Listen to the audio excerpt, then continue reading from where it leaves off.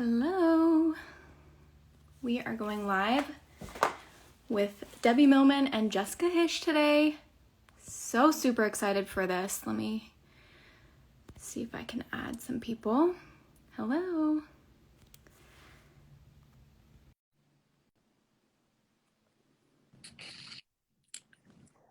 Hi. Hi. Hi, Debbie. Hi, Jessica. Hi. Hi. I'm Katie. Yes. Debbie, we haven't met yet, but I'm so excited to see you. I'm excited to be here. Thank you. And So hi excited. again, Jessica. Howdy. Let me see. We have Lovely one more haircut, Jess. gal Oh, to add. thanks. It feels alive again. So, but now I'm We'll have getting to my talk braids, like, offline big time. about why you decided to cut it. Oh, so I loved the shag. It was fun. But my hair does not like razor cuts, and it was just like a crazy, like floofy mess. And so I just needed to chop it off, make it healthy again. And now I'm excited to have entirely natural hair, and Zoom is really good at showing the world all of my grays that are coming in. They're like, I think that we really need to highlight those to just make sure your clients understand that you're, getting up there. Yeah, until you pass over that little sort of arc where you don't want to look as old as you are anymore. Yeah, totally. I think I'm good. I'm just like, oh yeah. I mean, clearly every gray hair adds like a decimal point to my invoices. Correct. Absolutely. Yeah. My mom used to tell me when my dad was graying, she would say, "Oh, he dyes it so he looks more distinguished." I bought it for my several dad didn't years. gray until now. He in his mid to late 60s, and he still has mostly his hair. And I'm just like, that's awesome. not gonna be me. I'm gonna be gray in 3 years. So Remember when Tabby Gevinson, when she was 12 years old and sitting in the front row of the fashion shows, dyed her hair gray? How genius. That started that whole trend. And then everybody would make my hair gray. But it's very complicated to do that if your hairstylist doesn't know what's up. So oh yay, some people are going to my workshop tomorrow. It's going to be crazy. Debbie would be mad at me. I have I don't know if you'd be mad at me, but you'd be like, I don't know if that's the right call. My deck for my talk is 300 pages long. Oh, I saw. But you know what? You're giving a workshop. I mean, I did a How webinar yesterday, and my deck was 120 pages. How big's your deck? Yeah, I'm gonna send deck pics. How much I can maybe I should cull it down. I don't know, but that's fine. You've done this before. I think you know what you're doing. It'll be fine. It's let's see Jessica's deck pics. Yeah, I'll send you some deck pics. What's amazing though is I have a section in it that's about prepping talks for public speaking, just to give some here's some how-tos on if you want to do that. And one of it is determining the length of your thing based on how many slides you have. So I'm like, I hope that I'm accurate here, because if I'm not, that'll be some egg on my face.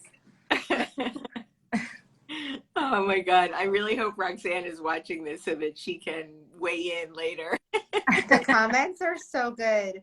Big deck energy. Yeah. Tomorrow, I hope that y'all don't mind. I'm totally going to steal that as my opener.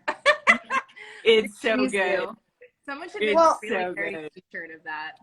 I mean, why not? 4 ladies talking about letters. Why not play around with the word deck, right? Also, now I'm just I need to letter a skateboarding longboard that says Big Deck Energy on it. Oh, hell yeah. Yes, you do. Right? Wait, I think that's our next Goodtype Tuesday challenge. There you go.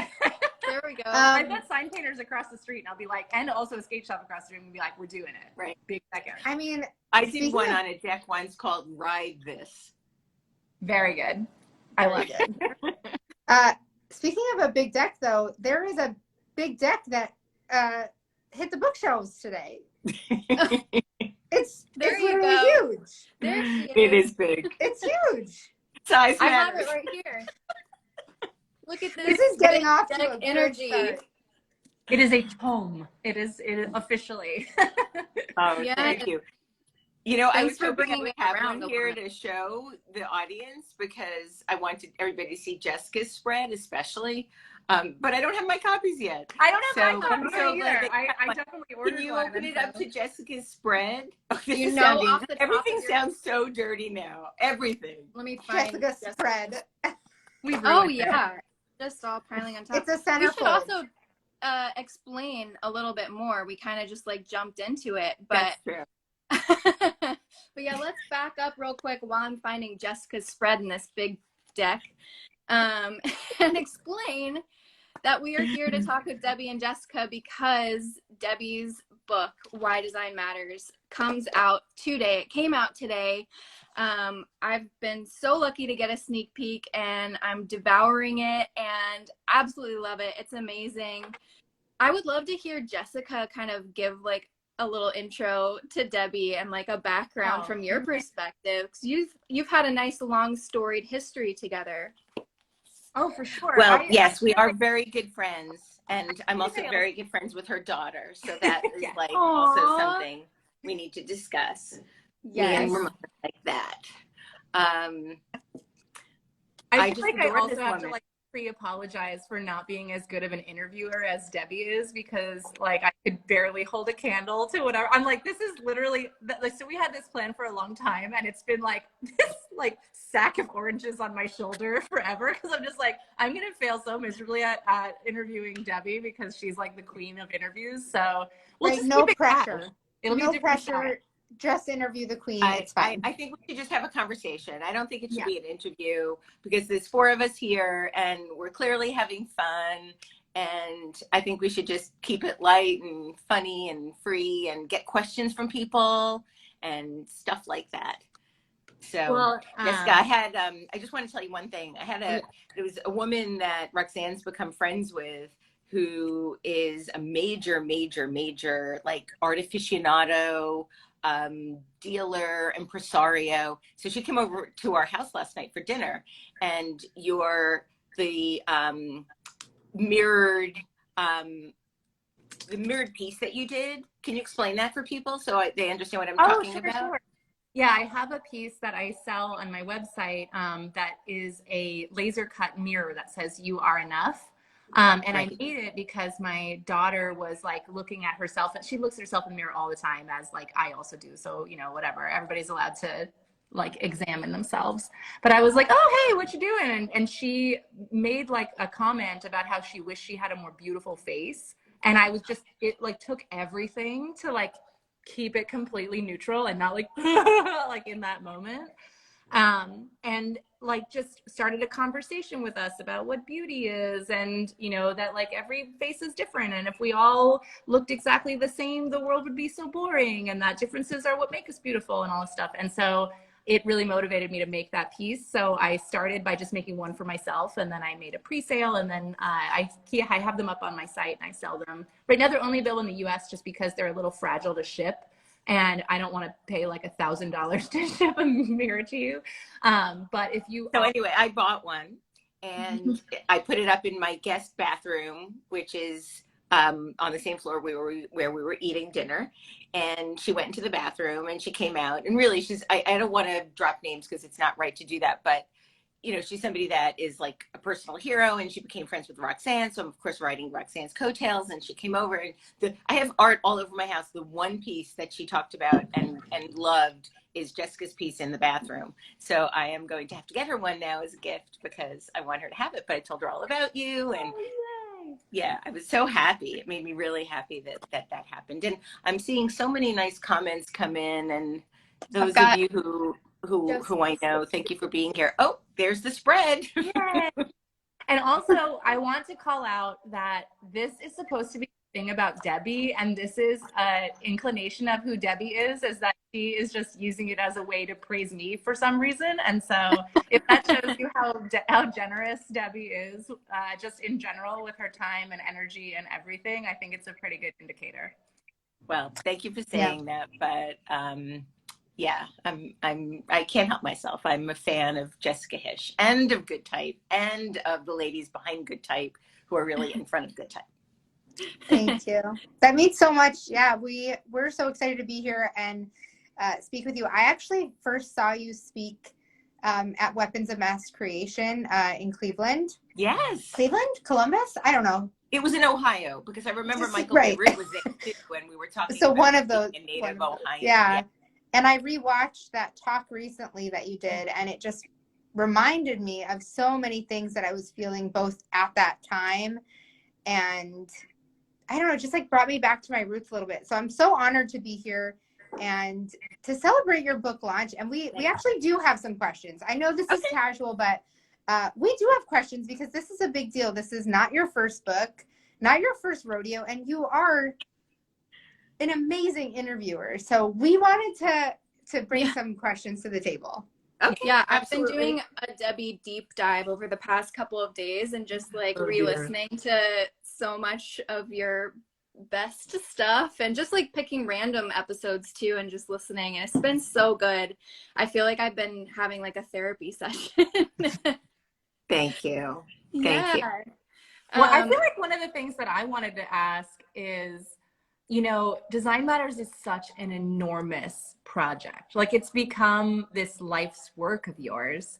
Is it weird to create like a chapter around it? Like, I know that it was probably incredibly hard to, you know, decide what made it into the book, but do you feel that even just the existence of the book create some sort of chapter ending, chapter beginning, separation between what was then and what is new? Like, how do you feel the book relates to the overall project? Well, it's definitely a chapter and a moment in time. I don't anticipate it being an end chapter in any way. I think there's still too many people I want to interview and too many things that I want to find out about people when I'm interviewing them. But it is definitely a marker, and I feel really proud of it. I feel, you know, it was such a unplanned, accidental journey that turned into, you know, one of the centerpieces of my life. And this all began with a cold call.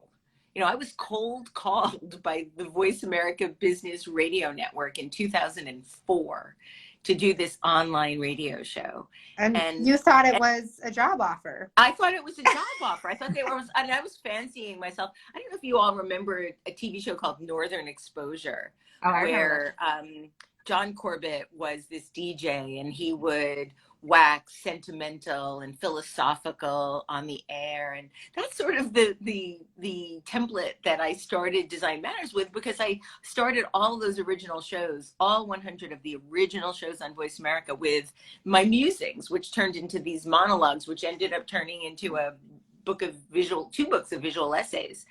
But they wanted me, the offer was not a job. It was an offer for me to pay them to produce this radio show. And at the time, you know, Jessica wasn't born yet, but at the time. Oh, come on. Well, okay, I'm sorry. You were 10. It's so funny for the timeline though, because I graduated college in 2006. So like you as Design Matters has been around for my entire professional career. So you've been like air or water to me within the design community. Thank you. I know there was like a time pre-Debbie, but it doesn't feel like there was to those of us that have been in the field for a little bit. So if I hadn't gotten the call, if I hadn't decided to pay them to do this, because I was feeling really kind of barren with my creativity at the time. All I was doing was commercial work and had lost all of my sort of creative spirit. I wouldn't have done it. Like, there's so many things that could have pushed me into a completely other place in my life, and yet here we are. And that's the sort of wonderful thing about life. Both wonderful and terrifying. I think the fact that you saw this opportunity, and instead of being like, no, I'm not going to pay for this, you took it and you were like, this sounds like I could have a really fun opportunity. This sounds like a good way to invest in myself. I think that as a young designer was terrifying for me, and now feels much more approachable, like to do something just for fun or just to experiment. But as a young designer, I couldn't have fathomed like paying top dollar for something that like I wasn't sure what was going to happen, or maybe had some risk involved. And so I think that's just so admirable, especially to the younger audience who maybe is coming out of school and trying to figure out what to do. And sometimes you just take a chance and see, and Yeah. look where it led you. It's been so instrumental. So I love hearing that origin story. Thank you. And for anybody that's listening, you know, that moment in time, I was, I think, 44 when I started Design Matters. So 17 years ago. Yeah, I was 43. And I was in a moment where I had only in the previous 8 or 9 years, so well into my 30s, really more into my later 30s, I had finally achieved some professional success and some financial, I wouldn't even say independence, just I had a little bit of extra money every month. And I I was so enamored with the idea of finally being successful that I really dedicated all of my life at that point into my corporate work. And it was then about 8, 9 years later that I thought, wow, that the person who was so unsuccessful at things, but doing so many creative things that were terribly unsuccessful, but really gave me so much joy, all of those things had disappeared. And ultimately that's why I started doing the podcast, or which was, you know, then a radio show, because I thought, well, this is a way to try to be creative, doing something I have never done before that isn't commercial. And that's why I didn't have a logo for a decade. So yeah, I mean, I think when we're feeling that sort of desperation, we can conjure up interesting things to try and create to get away or out of that desperation. That desperation can fuel innovation. That's lovely. I want to ask about, I really resonated when you talked about your addiction to achievement.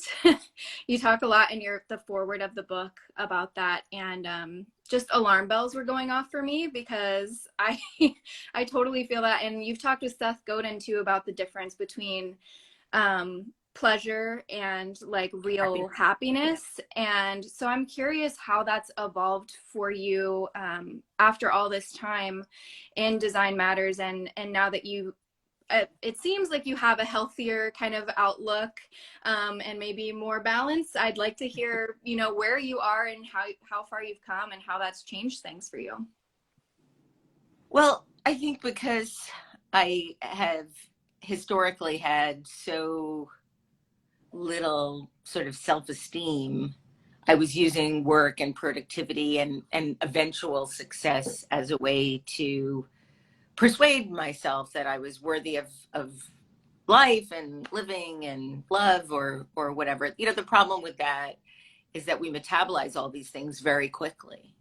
And so whatever you're using as evidence of whatever it is you need to convince yourself of, you metabolize that, and suddenly then you need more. So it's really like a drug. It's exactly the same type of physiology in your brain and in your body, where the more you get, the more you need to keep that going, and then it just gets completely out of hand. And you know, I've been in that place, and Jessica and I have also talked about this before. You know, I think Jocelyn Glei says it and asks the question in her podcast, Hurry Slowly: who are you without the productivity? Who are you without the making and doing all the time? And I've learned a little bit more about the motivation for living that way. It's still hard to turn that off.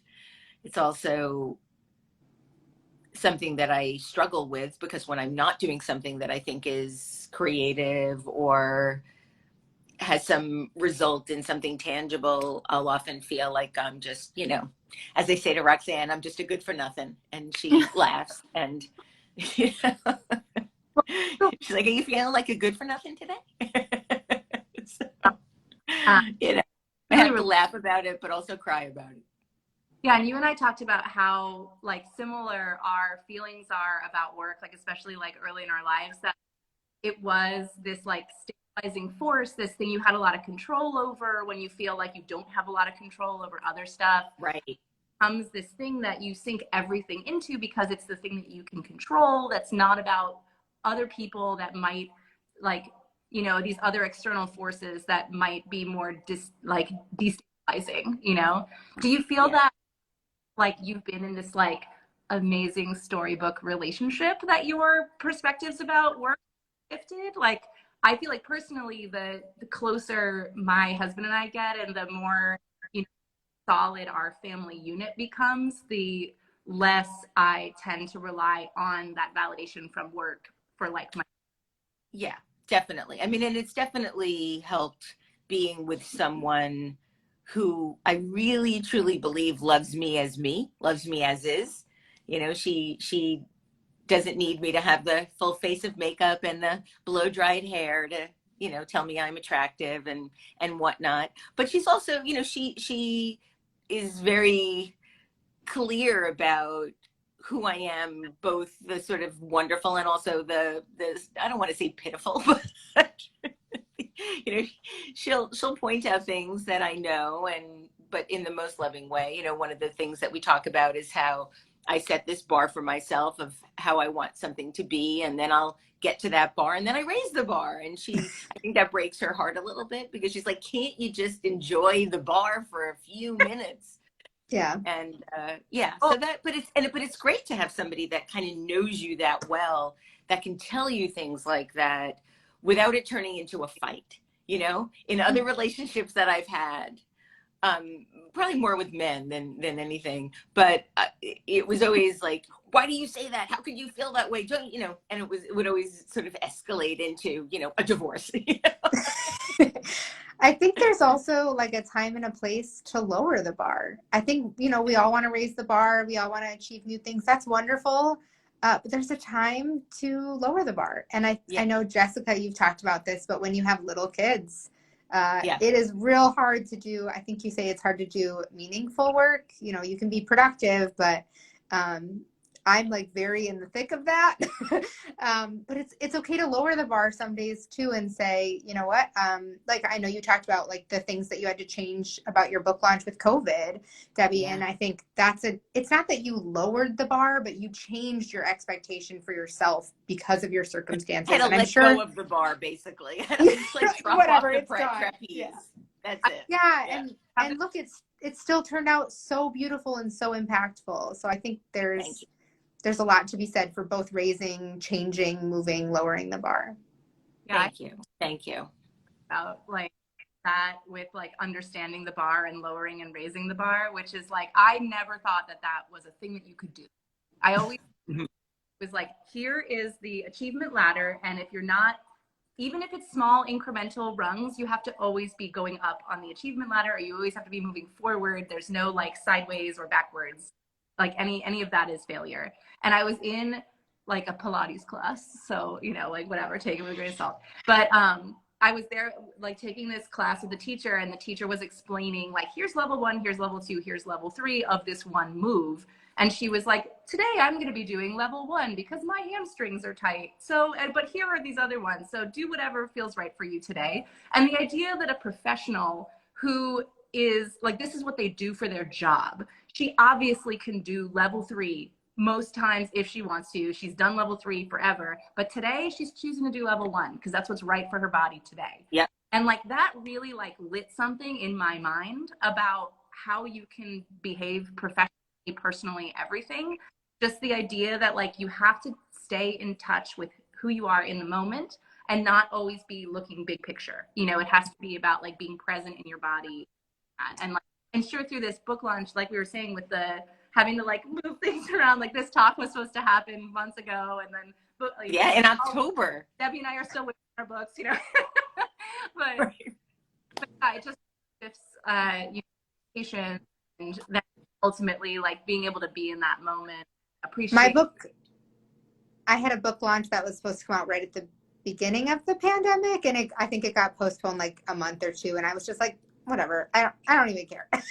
But people in the comments are just saying, you know, they're really relating to this bar. And I think the other thing about this analogy is that like, I love that you can give options. Here's level 1, 2, 3, but also like you make the steps. You decide what the next step up looks like. And that can be, like you said, a tiny little thing, or Debbie, you said like, there are still more things for you to climb because you have more people you want to talk to. And that's well within your reach, you know, and that can still be your stepping stone. And so just like a reminder that we get to make the bar. We can decide what the next step is. And it could be sideways. It could be like a Dr. Seuss staircase. I don't know. It could be, you know, like a chocolate river, whatever. That's the staircase I'll be on. It's the chocolate river. Just floating with my chocolate bar. Yeah, I love that. Katie, I know you had a couple other really good questions planned. Do you want to dive into one of those? Well, yeah, since we're talking about the achievement cycle, I'm curious how you feel with like this book coming out into the world. And like, I know Ilana, like the day after she released her book and had her party was like one of the lowest days of her life. Yeah. She was like, what do I do now? And not to like put that on you and be like, happy release day. But I'm just curious to hear, like, how are you really feeling? You're in the thick of it right now. That's a good question. I feel exhausted. I feel excited. There was a moment on Sunday night where I was just mulling, just thinking. And I said to Roxanne, why am I doing all of this? What am I doing? What am I doing? Why am I pushing this so hard? And she's like, there's just no other choice with you. So, but I'm actually, I know enough about how these big things in one's life sort of happen and what happens after to know that there is going to be that oof off, but I'm actually really looking forward to it. And I feel like I can let go of the trapeze a little bit. And, you know, I do remember, you know, keeping up with this bar metaphor, I remember years and years ago interviewing the then, a woman who had been the general manager of Puma, and she had stopped that big fat job and opened up her own retail shop in Boston, which is something she really wanted to do. And I asked her, how did you do it? Like, how did you, at the time I was still running Sterling Brands and was trying to think about my exit strategy and was really afraid to sort of give up that power and the money and blah, blah, blah. And she said, I just had to decide to let go of the trapeze. And I had this vision of myself not just holding on with my hands, but like with my elbows and my legs and my feet, like just like completely pretzeled around a trapeze, and knowing that I sort of had to one limb at a time let go. And I'm looking forward a little bit to the free fall in this regard. What's below you? Is it a net? Is it a body of water, chocolate river? It's a bed. It's a bed. Great. I love it. I love it. I was just curious, like in my head, I was like, what am I falling into here? Like, I know I'm going to be safe, but what am I falling into? A soft bed with my spouse and my furry friends and my delicious comfy blanket. Well, it's a big deal. I hope you get at least a little moment to for that to sink in, because I know that's something that's really difficult to do in the midst of it. But yeah, especially in the publishing world where it's I just want to switch so long gears super quick, because you're someone who knows an awful lot about branding. And one of the questions that we talk with people about all the time is like, are artists brands? Like, how should we approach kind of putting our own work out there, and like how do we approach marketing ourselves without losing our humanity? And that's something that I would really love your perspective on, because we hear this question all the time. Yeah, and I've been getting that question a lot, and I have a somewhat controversial response, which doesn't always please people. That's okay. We love it. I'm gonna share it because I really believe this with all my heart. So brands don't really exist until humans create them. They are manufactured by humans, by people with a consciousness and a soul and a heart. And we make these things, and then we imbue all these characteristics in them.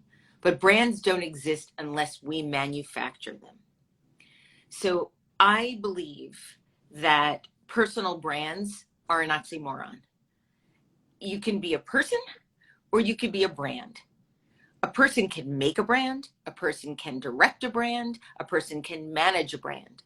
But for people to aspire to be brands, takes all of the sort of messy, creative, human qualities out of who we are, because then we are frozen, we're manufactured, we are only presenting what is manufactured.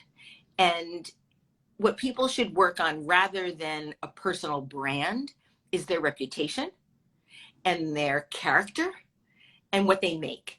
So like, let's look at Jessica. Jessica is so much bigger than a brand. She has products that she sells, they're branded. She has a certain level of recognition that people looking at something will say, that looks like Jessica Hische, or somebody trying to be Jessica Hische. But she's a person, and the humanness of her and the realness of her is what people like and want to be around. And the moment we take ourselves out of being a person and into being a brand, we lose our humanity.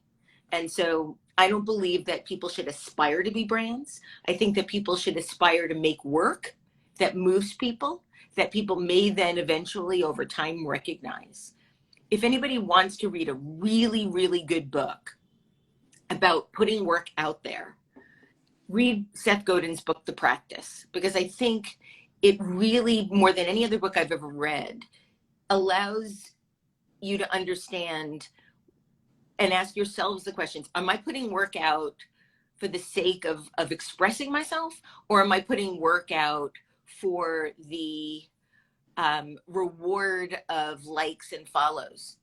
And if you're doing work for that reason and you're trying to be a brand, you're losing what it really means to be a creative soul. Then you're pandering to an audience.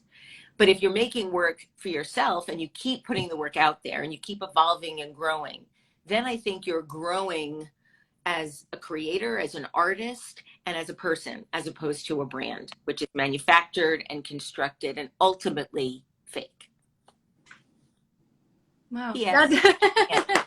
that's beautiful. I think where people struggle the most is like, how do I reconcile the financial needs that I have, and like, how do I put myself out there in a way that's going to attract the work that's going to pay my bills, and how do I balance that with being a creative and like expressing myself? Do you have any advice? That's a big question. Well, no, it's a great question. I think you can still keep your humanity and your sort of uniqueness of being you, your vulnerability, into the work that you're making. I think people that are doing that really well are people like Jessica, people like Tim Goodman, people like Jessica Walsh.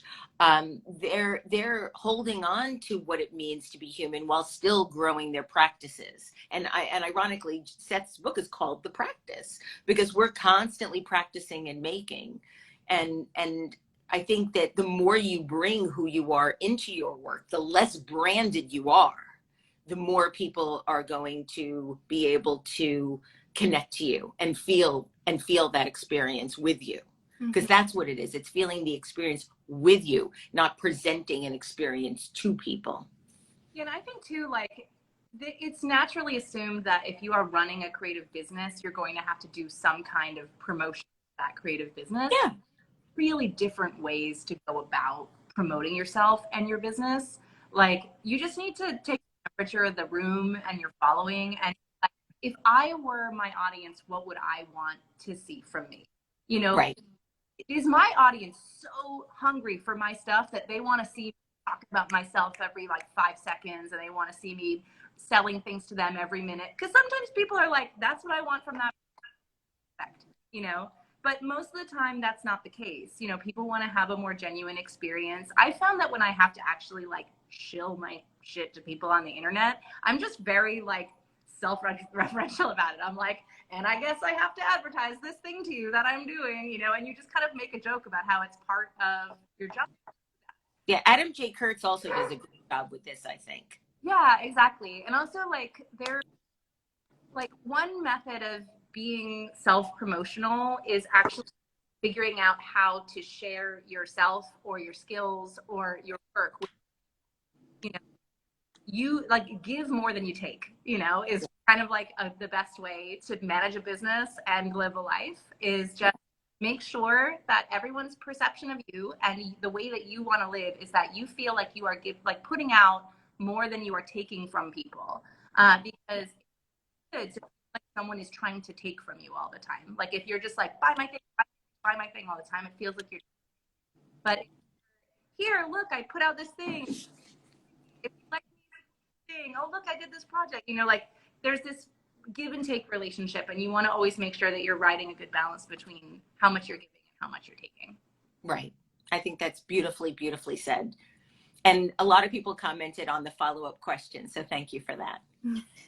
I saw one comment sorry, I left for a second. I tried to respond to a comment and it was like, no, you're not allowed.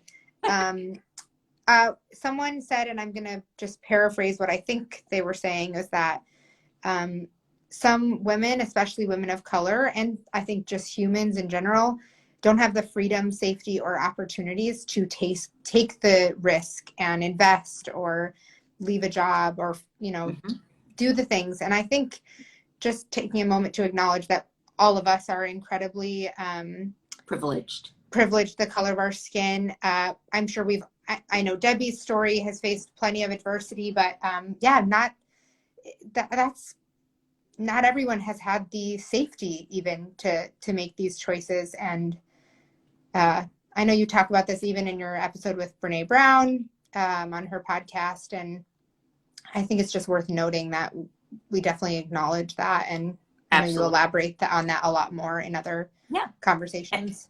As a person married to a woman of color, I witness every single day the very conscious bias that she confronts.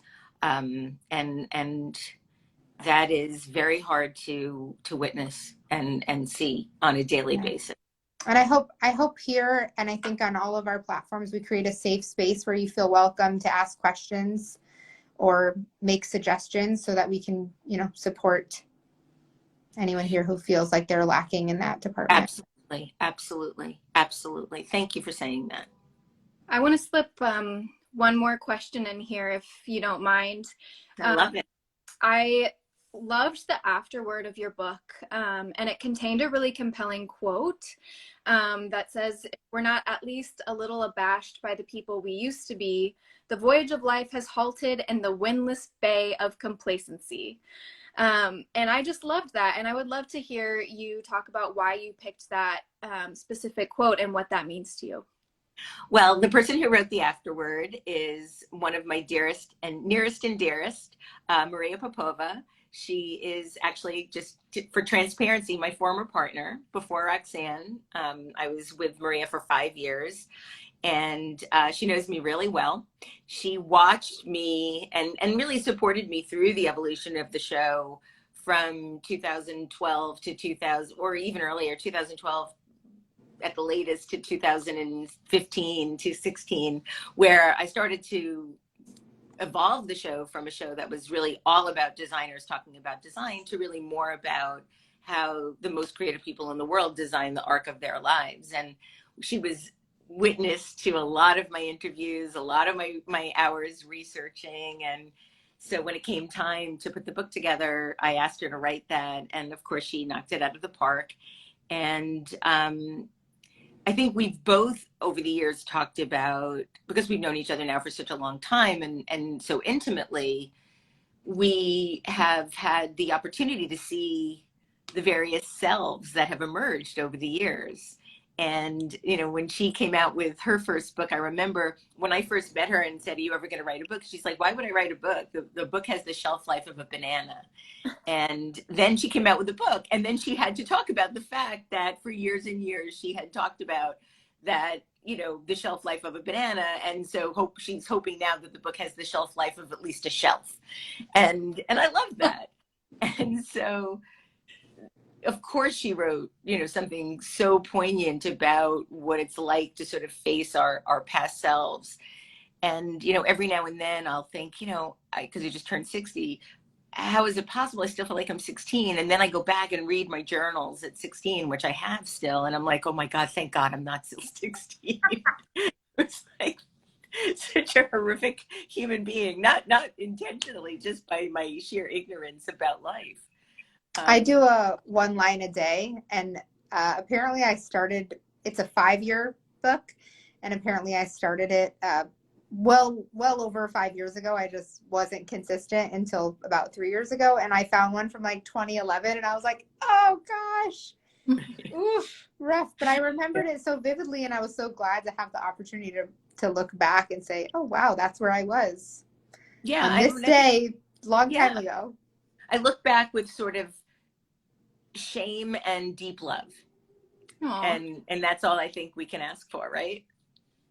I love that. And like allowing yourself to be kind of have that little bit of shame, but appreciating that that's a good thing. That's a good sign.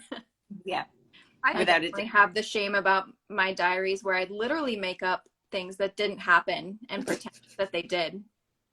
Yeah. I didn't know this about you. That's so I great. haven't really told people that before. I mean, you I were was just too ashamed. You had a huge imagination. I guess. Yeah. We can call it that. That's beautiful. Well, this is great. We are so excited for this book launch and so glad we got to be a part of it. Do you want to, I mean, it's available where books are sold, I think. Yeah, anywhere books are sold. The cheapest place I know people can find it is at Porchlight Books. It's selling there for, I think, a few dollars less than even Amazon. Great. So that's a great place. Or bookshop.org, or any place you like to buy your books. Awesome. Thank you so much, both of you. So good to get this opportunity to chat with you and to read the book. And it really is like something I'm going to go back to whenever I need like a boost or a little bit of therapy and I can't get to my therapist. So I think everybody should have this in their homes to go back to. And it's a slow and beautiful like thing to read and absorb. So thank you for making it and for all your work over the years. Thank you so much. It's been an honor and a privilege to be here with the three of you. Thank you, thank you, thank you. Really, thank you. All right. Enjoy the rest of your launch day. Thank you. Thank you. Bye.